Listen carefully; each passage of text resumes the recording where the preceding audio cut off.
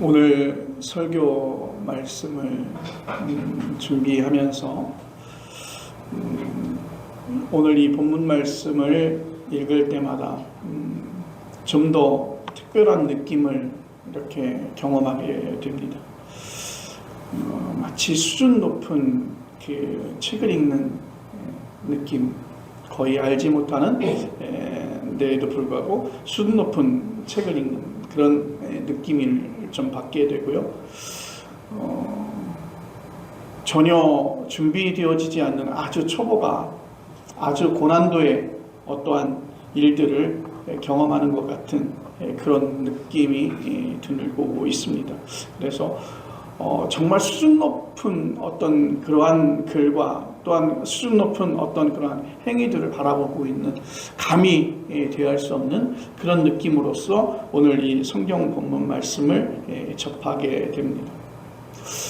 완전히 좀 차원이 다른, 내가 살고 있는 차원과 완전히 다른, 내가 생각하고 사고하고 인식하는 세계와는 좀 더 다른 놀라움과 그런 당혹스러움, 그리고 매우 낯섦과 신비로움이 공존하고 혼재되어져 있는 그런 느낌을 받습니다.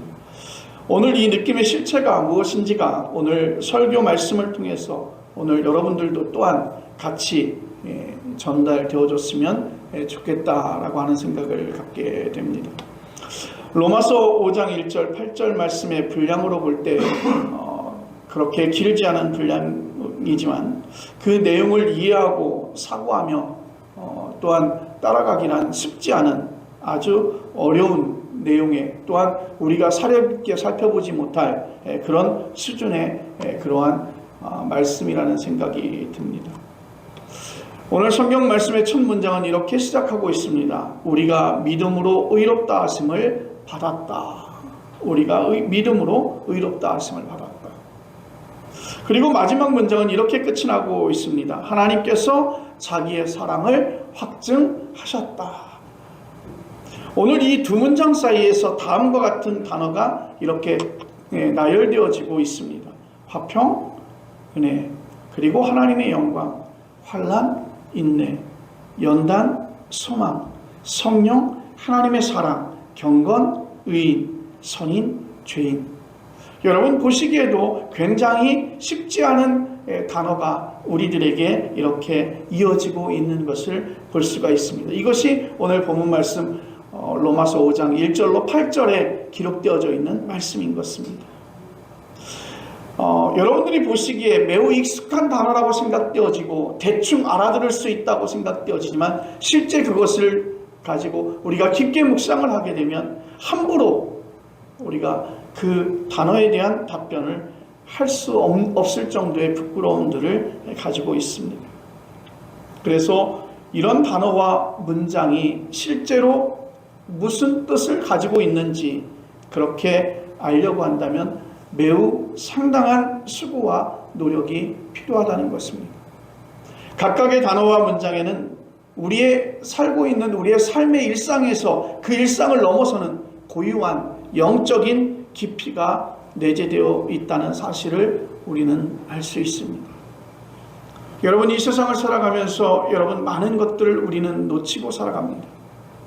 세상의 시간을 보내다가 우리의 삶을 보내다가 정말 영적인 깊이와 영적인 어떤 대화를 나눌 수 있는 그 많은 것들을 우리가 잊고 아니면 포기하고 정신없이 살아가고 있는데 이렇게 기독교 신앙을 진지하게 여길 수 없는 그러한 상황과 여건 속에 놓여 있는 지금 현대인 우리 크리스찬들에게 오늘 이 말씀은 정말 어렵고 접근하기 쉽지 않은 말씀이라는 생각들을 다시 한번 하게 됩니다. 우리는 많은 이야기들을 교회 안에서 이런 이야기들을 듣지요. 이런 말씀을 듣습니다. 그런데 그 말씀들이 우리에게 정말 은혜로 받아들여지고 아멘으로 화답이 되어지며 그 말씀이 영적인 깊이로 내 안에 와 닿아야 되는데 사실은 듣는 거에서 불과하고 그 듣는 것조차도 한쪽 귀로 듣고 한쪽 귀로 자연스럽게 흘러나가는 것이 그렇게 보기 드문 현상은 아니라고 생각이 되어집니다. 오늘 성경 말씀 우리 생각해 봅시다. 믿음으로 의롭다 하심을 받았다. 믿음으로 의롭다 하심을 받았다는 이 문장을 생각해 보시면 우리의 신앙생활하면서 우리는 로마서를 보면서 그래 우리가 의로워지는 것은 우리의 행위로 의로워지는 것이 아니라 우리의 믿음을 통해서 고백되어지고 우리 믿음을 통해서 우리가 하나님 나라에 갈 수 있다라고 그렇게 우리는 인식하고 배워왔습니다. 교회에 와서 침례를 받고 예배드린다고 해서 의로워지는 것 아니겠죠. 여러분 실제로 기독교인들이 교회 밖에 있는 사람들보다 그러니까 세상 사람들보다 여러분 더 도덕적이고 더 윤리적이고 더 양심적이고 더 인격적이라고 그렇게 말할 수 없습니다.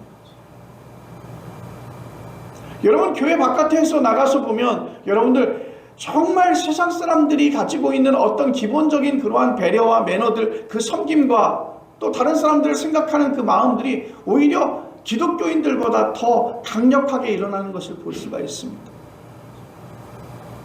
요즘 가끔 지하철을 타보면요. 그 자리도 권세인 것처럼 이 자리도 자기들끼리 이렇게 바꿔서 앉죠. 어디 갔다 오는 모양이 신방을 다녀오는 모양이에요. 내릴 때가 됐어요. 그러면 자연스럽게 다른 사람이 앉을 수도 있는데 저 멀리 있는 권사님을 불러요. 차라리 그냥 누구누구 엄마 이렇게 불렀으면 좋겠어. 그런데 김 권사님 하고 불러. 그럼 그 옆에 제가 있다가도 좀 부끄러운 마음이 들어요. 차라리 좀 그냥 누구누구 엄마 아니면 이름을 불렀으면 차라리 낫을 거예요. 거기에 교회 밖에 있는 사람들, 교회를 다니지 않는 사람들이 바라봤을 때 얼마나 예수님을 욕을 할까요? 교회를 욕을 할까요? 여러분 우리 크리스찬들이 세상 사람들보다 더 윤리적이고 도덕적이고 양심적이고 더 인격적이지 않습니다. 그리스도인들이 그렇게 살면 여러분 얼마나 좋겠습니까? 그런 모습을 보고 그들을 보고 많은 사람들이 교회를 바라보는 시각도 바뀌어야 되겠죠. 그런데 오히려 교회를 바라보는 시각도 기독교인을 바라보는 시각도 여러분 그렇게 바람직하지 않은 방향으로 바라보는 것을 볼 수 있습니다. 좀 예수 믿는 사람들이 기껏해야 다른 사람들보다 조금 도덕적일 것이라고 그렇게 기대하고 생각하는 것이 사회적인 어떤 풍경, 사회적인 어떤 요구이지 않을까요? 사회적으로 보면 기독교인에 대한 윤리나 도덕성에 대해서 가지고 있는 그 수준이 굉장히 낮아요. 그럼에도 불구하고 사람들이 인식하는 거, 그래도 예수 믿는 사람들은 이 정도는 해야 되지 않겠느냐라고 생각하는 그 가치 기준이 더 높을 뿐이라는 것이죠. 그래서 좀 사회적인 규칙도 좀 잘 지켰으면 좋겠어요. 예수 믿는 사람들이 특별히 사회적인 규칙과 그리고 세금을 내는 것과 또 다른 사람들보다는 좀 더 양심적이었으면 좋겠다는 생각을 갖습니다. 그런데 여러분 사회 규칙을 잘 지킨다고 해서 여러분 세금을 아주 정직하게 잘 낸다고 해서 양심적으로 살아간다고 해서 여러분 가난한 사람을 돕는다고 해서 정말 힘들고 어려운 사람들을 긍휼히 여기는 마음이 있다고 해서 여러분 절대적인 의로움에 이르지는 못한다는 것입니다. 그렇게 살면 좋겠죠. 어렵고 힘든 사람들을 바라보면서 그들에게 긍휼을 베풀거나 가슴 아픈 일을 당한 사람들을 같이 울어줄 수 있는 마음이 있었으면 얼마나 좋겠습니까? 여러분 크리스찬들이 그렇게 해야 되겠죠. 기독교인들이 그렇게 해야 될 거예요. 그런데 여러분 중요한 것은 그렇게 하는 그 행위로 여러분 절대적인 의로움에 이를 수 없다는 것입니다. 쉽게 표현하면 인간은 착하게 사는 것으로 나의 인생을 완성할 수 없다는 뜻입니다. 여러분 믿음으로 의롭게 된다는 것은 오로지 여호와 하나님의 은혜로 여러분 우리가 의롭게 되는 줄로 믿으시기를 바랍니다. 그러니까 하나님께서 거저주시는 은혜예요. 하나님께서 거저주시는 은혜예요. 여러분 우리가 조금 덜 버는 사람과 조금 더 버는 사람과 여러분 그 사이에 행복한 삶에서 어떤 차이가 있겠습니까? 먹는 것이 달라지는 것이죠. 조금 입는 것이 달라지는 것이죠. 좀 주거하고 있는 지역이 좀 달라지겠죠. 그렇지만 그것으로 인해서 그의 인생의 삶에서 행복하다 그렇게 표현하기는 좀 어렵지 않겠습니까? 믿음으로 의롭다 하심을 받았다는 문장에서 여러분 중요하게 우리가 바라봐야 되는 것은 의로움의 주체가 내가 아니라는 거예요. 의로움의 주체가 내가 아니라 바로 의로움의 주체는, 의로움의 주인은 바로 하나님이라는 사실을 여러분 인정하시고 고백하시기를 바랍니다.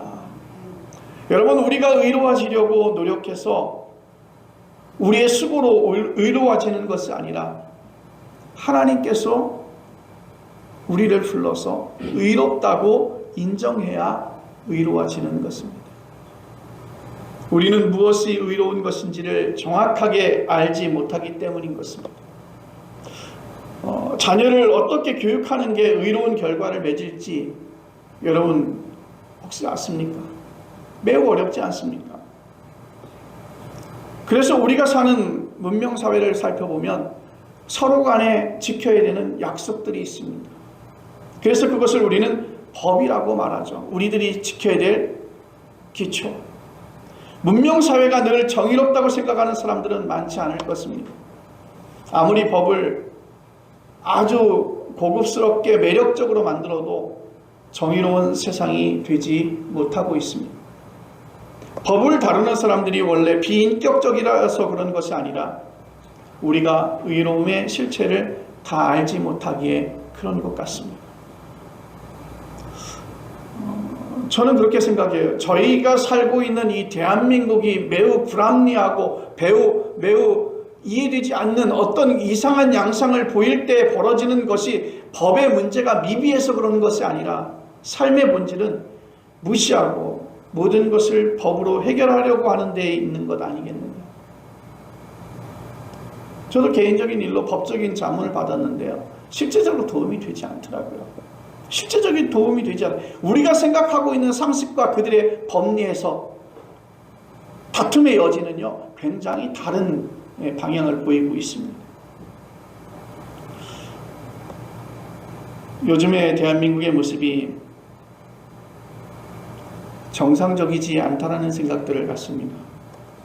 마치 대통령이 검찰총장 출신이라서 그런지 점점 더 법을 이렇게 대하는 태도가 과잉되어져서 법치주의가 아닌 법과잉주의가 되어져 가는 것 같다는 생각을 갖게 됩니다. 의롭다 하심을 받았다는 말은 다른 게 아니라 곧 의로움의 주체이신 하나님과 나는 결속되어졌다. 우리 따라해 봅시다. 의로움의 주체이신 하나님과 나는 결속되어졌다. 그러니까 하나님과 나는 같이 묶여졌다는 거예요. 운명 공동체라는 거예요. 하나님과 나는 하나라고 하는 것이죠. 그 하나님과의 결속을 가리켜서 오늘 성경 본문 1절은 하나님과의 평화라고 그렇게 표현하고 있습니다. 하나님과의 평화를 누리려면 하나님이 허락하셔야만 하는 것이죠. 하나님의 허락하심이 곧 의롭다 하심을 받았다는 문장의 의미인 것입니다.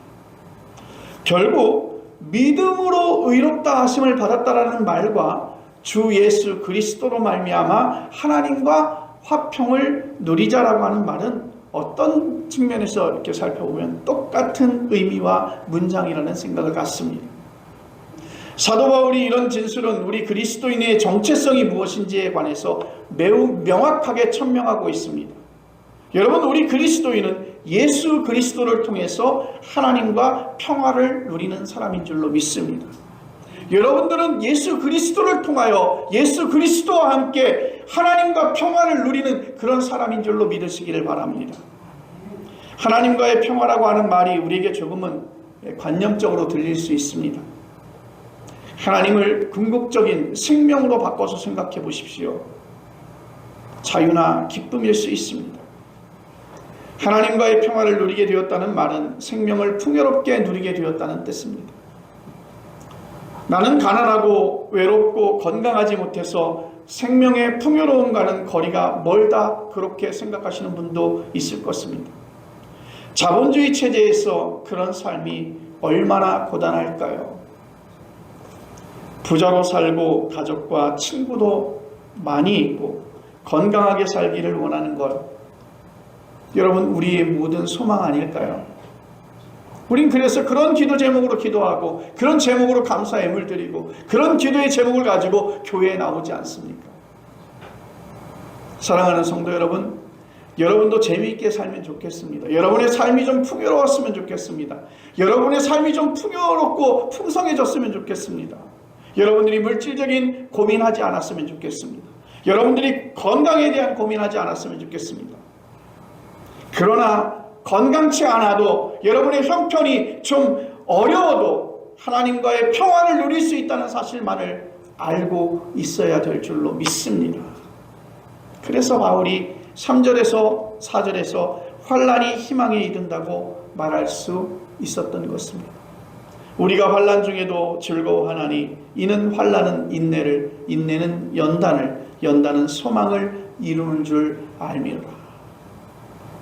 하나님과 평화를 누리는 사람에게는 가난과 의로움과 질병 등으로 인한 환난 가운데서도 어려움과 질곡 가운데서도 결국에는 희망에 이르게 한다는 사도 바울의 그 말씀이 여러분 설득력이 느껴지십니까?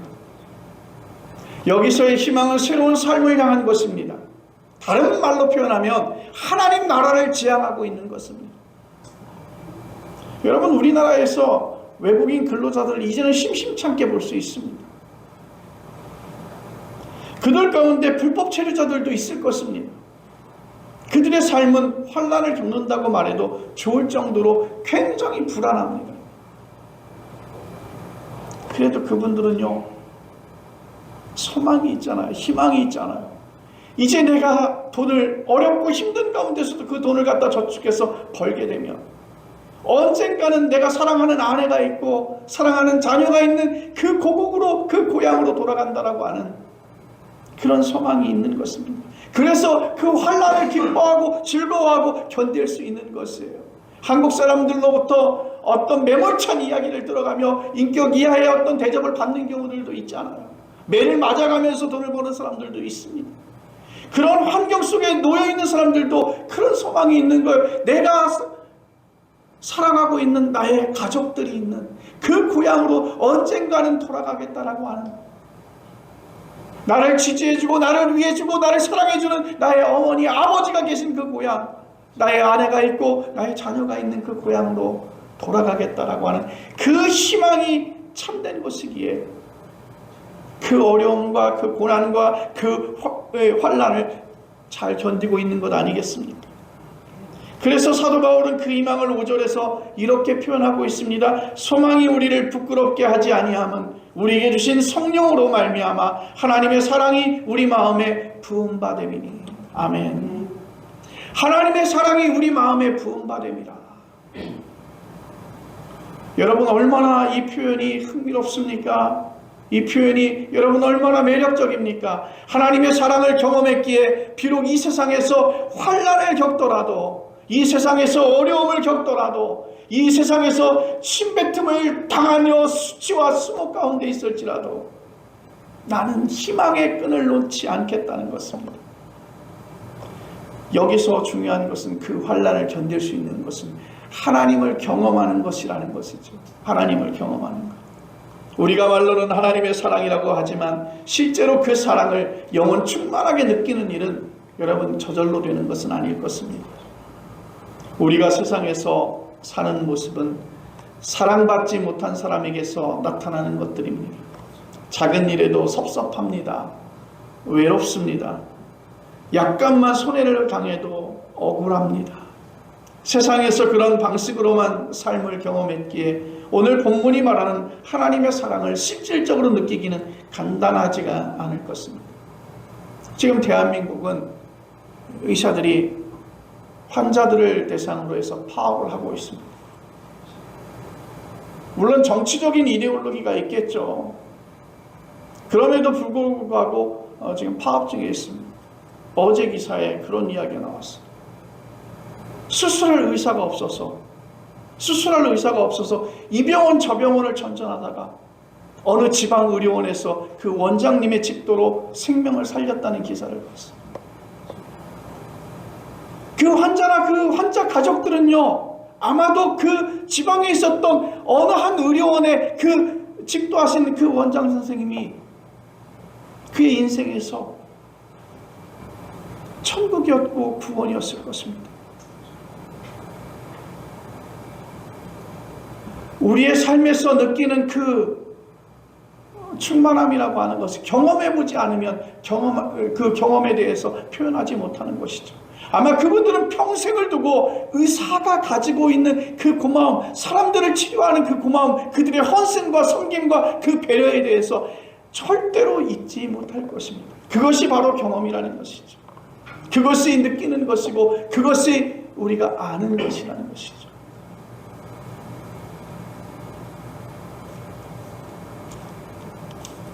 예수님께서는 그것을 좁은 문이라고 말씀하셨는지도 모릅니다.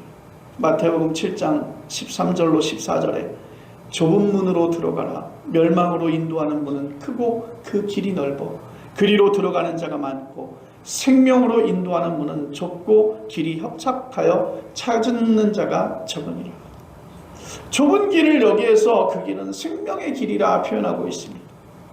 사도 바울이 말하고 있는 하나님의 사랑이 구체적으로 무엇이며 우리는 그 하나님의 사랑을 어떻게 경험할 수 있을 것이며 우리도 어떻게 사랑하는 사람이 될 수 있을까? 사랑을 오해하거나 왜곡하는 일도 우리 주변에서는 종종 일어납니다. 남폭한 남편이요, 자기의 잘못을 빌면서 내가 당신을 사랑하기 때문에 당신을 때린 거야. 나는 당신을 사랑하기 때문에 당신을 억압하고 가둔 거야. 그렇게 말한다면 여러분 얼마나 우스운 일이겠습니까? 공부하는데 소질이 없는 자녀에게 보이잖아요. 공부하는 거와 잘 어울리지 않는 자녀들이 있어요. 공부를 못하는 자녀는 그만큼 그만한 스트레스를 되게 많이 받을 거예요. 왜요? 공부 잘하고 싶지요. 좋은 성적 거두고 싶지요. 그런데 안 되는 거 어쩌야 할 수 없습니다. 그런데 그런 자녀에게 억지로 공부 강요하면서 그렇게 말해. 나는 너를 사랑하기 때문에 그러는 거야. 너 잘 되라고 잔소리하는 거란다. 그런 핑계를 대는 경우도 많이 있습니다. 엄마가 일부러 거짓말을 하는 건 아니라고, 그걸 사랑이라고 당연시하는 것은 옳지 않습니다.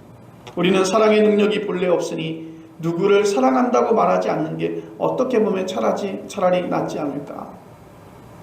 그래서 사도 바울은 고린도 13장에서 사랑을 이렇게 표현하고 있습니다. 그 중에 한 구절은 내가 내게 있는 모든 것으로 구제하고 또 내 몸을 불사르게 내줄지라도 사랑이 없으면 내게 아무 유익이 없느니라. 우리가 아는 사랑은 자기 소유를 포기하고 자기 몸을 불사르게 내어주는 희생인데 사도 바울은 그것과 사랑을 구분하고 있어요. 여러분, 친구를 위해서 생명을 나눠주는 거예요.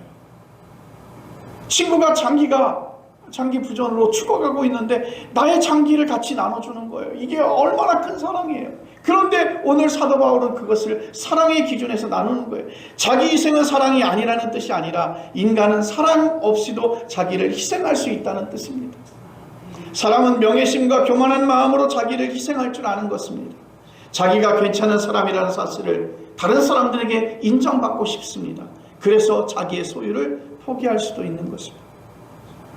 사도 바울은 더 나아가서 고린도전서 13장 2절에서 예언과 비밀스러운 지식과 산을 옮길 만한 믿음도 사랑이 없으면 무의미하다고 끊어서 말씀하고 있습니다. 사랑은 온전히 우리가 아니라 하나님의 능력이라는 사실을 여러분 기억하시길 바랍니다. 칼 라누는 기도의 절실함과 그 축복에 대하여 3장 사랑의 기도 항목 가운데 하나님의 사랑을 경험한 사람들에게 나타나는 영적인 현상을 이렇게 표현하고 있습니다. 그런 사랑은 자신이 사랑하는 사람에 대한 영혼의 사심없는 황홀한 몰입입니다. 자기 자신을 잊는 가운데 이 사람은 사랑하는 사람에게 달라붙어 있게 되고 사랑하는 사람이 잘 되기를 바라며 사랑하는 사람의 행복을 보고 스스로 행복해합니다. 여러분, 어떤 말입니까? 하나님의 사랑을 경험하면 자신이 작아진다는 거예요. 아주 작은 게 축소된다는 거죠. 내가 없어지면서 나의 자아도 없어지고 나의 욕심도 없어지고 나의 욕구도 없어지면서 나는 오히려 평안해집니다. 그게 과연 가능할 것인가? 우리는 세상에서 나의 자아와 자기를 전념하고 그것을 즐기라는 요구를 받고 그렇게 살아가고 있습니다. 어떻게 자기가 없어지는 그 영적인 황홀함에 들어갈 수 있을까? 그래서 사도 바울은 그 대목에서 성령을 말하고 있습니다. 자기가 노력해서 하나님의 사랑을 경험하는 게 아니라 내가 연구해서 하나님의 사랑을 갖는 것이 아니라 내가 그 어떠한 방법을 돌을 터득해서 하나님과 결속되는 것이 아니라 성령을 통해서 받는다. 그렇게 말씀하고 있습니다. 사도 바울이 이렇게 말한 데에는 두 가지 근거가 있는데요. 그 첫째가 사도 바울은 하나님의 사랑이 우리 내면의 심리에서 발현되는 게 아니라 밖에서 주어지는 것이라는 것입니다. 우리는 하나님의 형상으로 창조된 피조물이기 때문에 하나님의 피조물이라고 하는 말은 인간의 존재 가치를 낮추는 것이 아니라 오히려 높이는 것입니다. 인간은 도구로 다뤄질 수 없는 고유한 영적인 존재라는 뜻이라고 생각이 되어집니다. 다른 말로 표현하면 어떨까요? 우리 생명의 가장 깊은 차원에서는 왕이나 권력이나 돈이나 그 어떤 환란이라도 손을 댈 수 없는 영혼의 특별한 그런 자리가 있다는 것입니다. 그 영혼의 자리가 곧 우리가 성령을 만나는 자리이기를 간절히 바랍니다. 바로 사도 바울은 그 자리가 성령을 만나는 그 자리라고 말하고 있습니다. 오늘날 인간의 삶의 전방위적 차원에서 우리는 인공지능과 경쟁하고 있는 중입니다. 인공지능 학자들은 인간의 모든 사유와 영혼 현상을 뇌의 생리적 작용이라고 그렇게 주장하고 있습니다. 물론 발견된 과학이죠. 예술과 철학과 종교 현상은 모두 뇌의 기계적 작용입니다. 기독교는 인간의 영적인 경험을 뇌 신경의 화학작용이라고 그렇게 말하지 않습니다. 그런 뇌작용이 현상적으로 나타나기는 하나 더 깊은 차원이 있다고 그렇게 말하고 있습니다. 계산기는 인간보다 더 뛰어난 계산 능력이 있습니다. 수를 개념적으로 경험하지는 못하죠. 사과에 대한 질문을 GPT에 질문하면 멋진 대답을 얻을 수는 있으나 그 대답은 수없이 많은 가상 공간의 정보를 취합하여 질문한 사람의 의도대로 문장을 만든 것이지 사과를 직접 맛본 사람의 대답은 아니라는 것이죠. 그 사이에서 질적인 차이가 있느냐 없느냐에 따라서 인간 영혼의 문제가 정리될 것입니다. 언젠가는 그런 질적인 차이가 완전히 극복되는 그런 임계점이 올 것이라고 주장하는 학자들도 있습니다. 28살에 독일의 본 대학교 석좌 교수가 되었다 해서 세계적인 명성을 얻은 마르쿠스 가브리엘은 나는 뇌가 아니다라고 하는 그러한 책에서 인간을 뇌 기능주의의 관점에서 접근하는 자연주의를 날카롭게 비판했습니다. 종교는 뇌의 작용에서 일어나는 미신이 아니라고 말합니다. 자연과학을 무시해도 된다는 말이 아니라 인간과 세상은 자연과학만으로 해석할 수 없다는 점을 그는 강조하고 있습니다. 과학적인 사실만 그런 리얼리티가 아니라 신학적인 사실도 리얼리티라고 하는 마르쿠스 가브리엘의 의견이 저는 더 정확하다고 생각이 되어집니다. 사도 바울이 하나님의 사랑을 성령이 주어짐으로써 경험한다고 말한 두 번째 이유는 하나님의 사랑이 아주 특별하다는 데 있습니다. 마지막 8절을 우리가 보면 우리가 아직 죄인 되었을 때 그리스도께서 우리를 위하여 죽으심으로 하나님께서 우리에 대한 자기의 사랑을 확증하셨느니라. 아멘. 사도 바울은 예수 그리스도의 죽음에서 죄인 되었던 우리를 향한 하나님의 사랑이 확증되었다고 말하고 있습니다. 여러분 1절은 우리가 믿음으로 의롭다 하심을 받아서 예수 그리스도로 말미암아 하나님과 평화를 누린다고 하지 않았습니까? 우리의 삶을 죄가 아니라 의가 지배하게 되었다는 뜻입니다. 죄는 두려움이고 의는 기쁨입니다. 우리는 두려움이 아니라 기쁨 가운데 살게 되었다는 것입니다. 내가 버림받을까 걱정되는 것이 아니라 내가 아버지로부터 떨어져 나올 것이라 걱정돼서 바라보는 것이, 그 노심초사하는 것이 두려움 아닙니까? 그런 걱정에서 벗어났으니 의인이 되는 것이고 기쁨으로 사는 것입니다.